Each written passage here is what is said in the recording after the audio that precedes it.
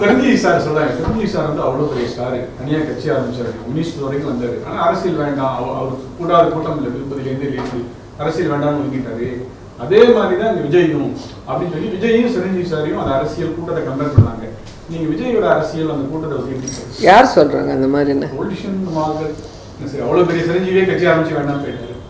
இப்போ நான் முதல் சிரஞ்சீவி சார் பார்ட்டி வைக்கும்போது நான் தான் ஃபஸ்ட்டு பேசும்போது என்ன சொல்லுவாங்க, ரொம்ப சென்சிட்டிவான ஆள் சிரஞ்சீவி சார், ரொம்ப சென்சிட்டிவ். அவங்க வந்து அந்த பாலிட்டிக்ஸில் வந்தோன்னா இறங்கி உழைப்பாளி மாதிரி வேலை செய்யணும். சினிமா ஹீரோன்னா அவங்களுக்கு தெரியும், அவங்க வந்து ஒரு கடவுள் மாதிரி, ஒரு கிங் மாதிரி, எல்லாருமே எல்லாம் அவங்களுக்கு அரேஞ்ச் பண்ணி வச்சு அவங்க வந்து உட்காந்துட்டு அது அந்த பவரோ இல்லை அந்த பேரோ அது அவங்க வந்து என்ஜாய் பண்ணலாம். ஆனால் பாலிட்டிக்ஸில் அப்படி இல்லை. எவ்ரிடே எவ்ரி செகண்ட் நீங்கள் எடுக்கிற டெசிஷன் பொறுத்து தான் உங்கள் பார்ட்டி உங்களோட பொலிட்டிக்கல் வாழ்க்கை இருக்கும். ஸோ அதனால ஜனங்களை கூட அந்த டச் இல்லாமல் சிரஞ்சீவி சார் இருக்கிறதுனால அண்ட் எல்லாத்துக்குமே கீழே இருக்கிறவங்கள மேலே டிபெண்ட் ஆனதுனால தான் அவர் பொலிட்டிக்கலாக ஃபெயில்யூர் ஆனார். ஆனால் இந்த விஜய்க்கு வந்து ரொம்ப ஒரு வருஷம் 2 வருஷத்துக்கு முன்னாடிலேருந்தே ஒரு பிளானிங்கில் போயிட்டுருக்காங்க.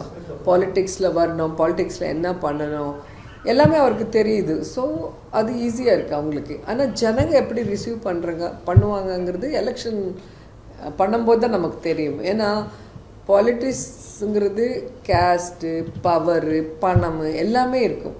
நல்ல ஆர்டிஸ்டாக இருக்கிறதுனால இவங்க சக்ஸஸ் ஆக முடியாதுன்னு சொல்கிறது கிடையாது. ஏன்னா சக்ஸஸ்ஃபுல் பொலிட்டிஷியன் நம்ம பார்த்துருக்கோம். ஆர்டிஸ்டாக பொலிட்டிஷியனான எம்ஜிஆர் சார், ஜெயலலிதா மேம், அதுக்கப்புறம் விஜயகாந்த் சார் பாதி வழி வந்தாங்க, உடம்பு சரியில்லாமே அவர் ரீசெண்டாக இது காலமாயிட்டாங்க. ஆனால் விஜய் சார் எனக்கு தெரிஞ்சு படம் பண்ண மாட்டேன்னு சொல்லி ஃபுல்லாக படம் பக்கத்தில் வச்சுட்டு எனக்கு இவ்வளோ பேர் புகழ் பணம் எல்லாம் விட்டுட்டு ஜனங்களுக்கு நல்லது செய்யணும்னு நினைக்கிறாங்க.